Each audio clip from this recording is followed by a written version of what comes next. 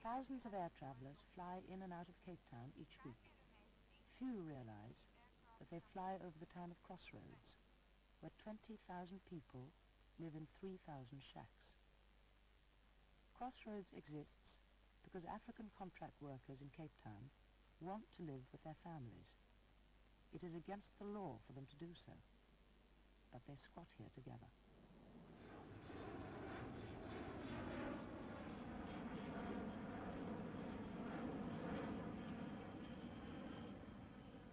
Crossroads is to be demolished by the government before the end of this year.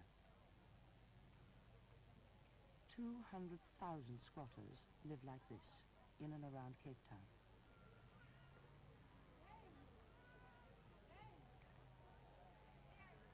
Most of the men who live with their families in Crossroads are contract workers, originally recruited from the country as young men to do manual labour in the cities. Some have been working in Cape Town for 18 years, some for much longer. Even if married, they are supposed to live in hostels as if they were single. Hostels like these. These single quarters were built in 1927. Large rooms house up to 26 men on double bunks. Each room has one coal stove for warmth and cooking, one bulb for light. There are no lockers for personal possessions. Bunks are fixed to the wall.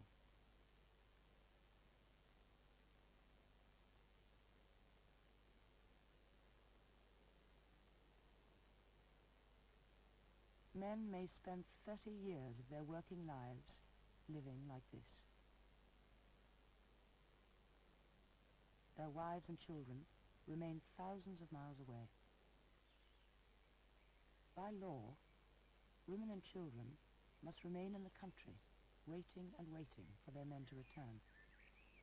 To renew their contracts, the men must come back for 3 weeks in a year. The government policy of separate development calls these country areas homelands, set them aside for blacks.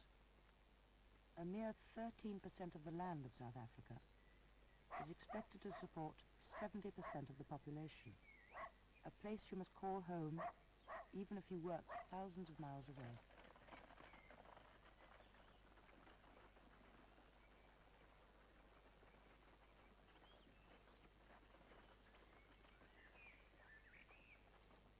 This valley is deceptive in its beauty. It is one of the richest parts of the Transkei. Yet even here, no woman can survive without money sent by someone who works in the city. But men between the ages of 18 and 60 are drawn to the cities to work for cash. Old men and boys cultivate the land.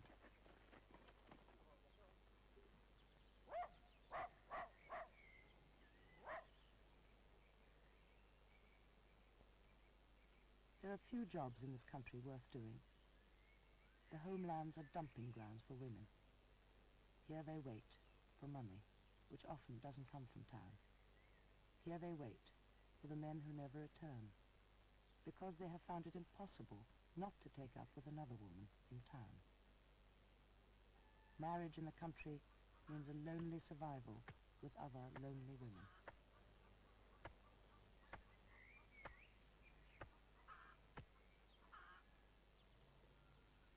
Hundreds of women can no longer endure in the homelands.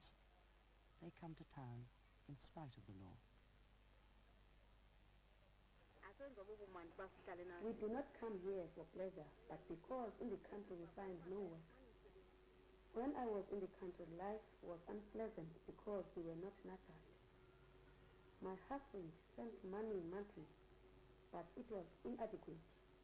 He used to send 20 rand or 30 rand a month. Because of all this suffering, I decided to come to him here. Also because I have this skill with my hands and I could help him. Now we can share the money here in the same place together.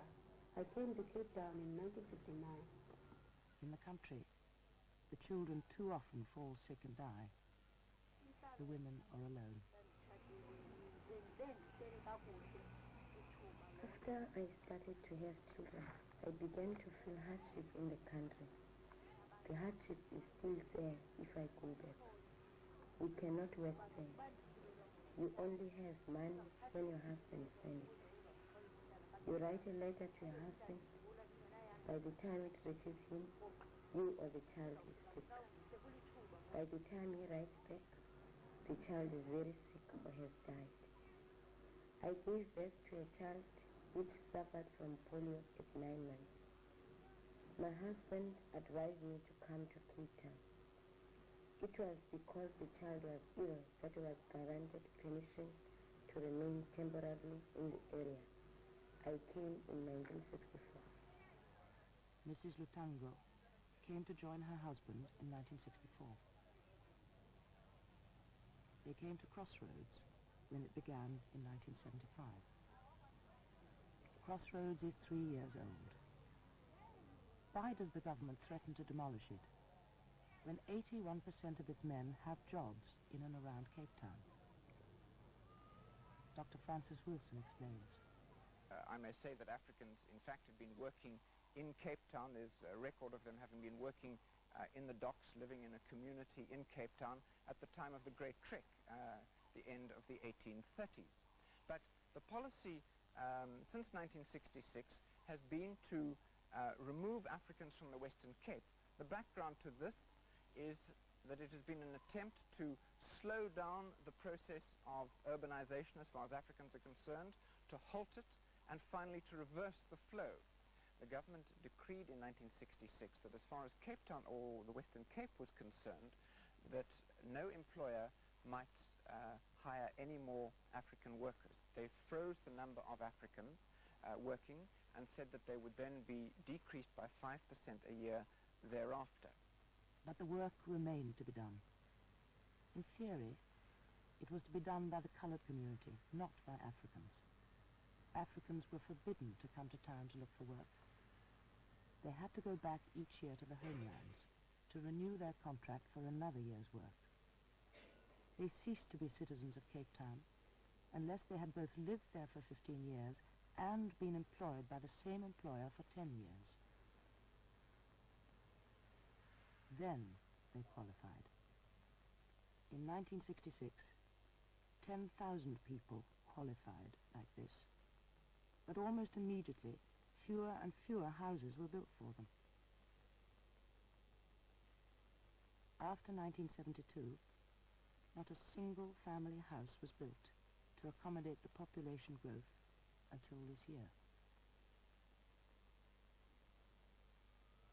Mr. Tom lives in Crossroads. He has worked in Cape Town for 27 years, but he didn't work for the same employer uninterrupted for 10 years. He did not qualify. His wife joined him in 1951, and they lived as subtenants until they built their house here at Crossroads. If Crossroads is demolished, they will have nowhere to go as a family. Instead of the number decreasing, more and more Africans came to town after 1966. There was work for them. Between 1968 and 1974, that in the construction industry, the number of contract workers trebled. In industry and commerce, the number of contract workers doubled. And most interesting of all, that in the government sector, employment of African contract workers has quadrupled. No housing allowed. So at first, employers built temporary hostels. 80 men living in each large hangar. Inside, the men put up cardboard to keep out drafts. 3,500 men housed in these, sleeping on rickety bunks. As more and more men were employed, more solid hostels were built, but still for single men only. This firm is building for single men, boys want to say, knowing full well that it has in its employment single and married men. While it is so keen to build single houses for single men, what does it think of its married men? Why does it not build for them? For if it had occurred to them to build for their workers, it should remember that it has both single and married workers. For its married workers, it has milked from the dried out teat of the cow's udder. Therefore, I am not impressed with the mental skill of this firm. Married people are important because they are the pillars of the nation and produce the citizens of the future. It is this family life that the Honorable Construction Company holds in contempt. That is why I am critical of its approach, because it neglects the very core of nation building.